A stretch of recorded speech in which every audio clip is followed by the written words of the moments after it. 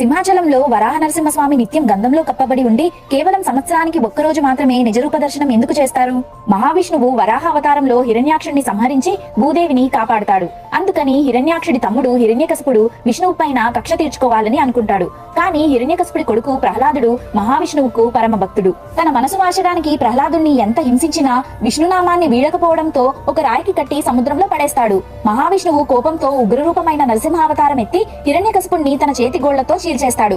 అప్పుడు రెండు అవతారాలు కలిపి వరాహ నరసింహావతారంలో ఈ క్షేత్రంలోనే కొలువై ఉండమని, తన పూజల్ని అందుకోమని ప్రహ్లాదుడు విష్ణువుని కోరుకుంటాడు.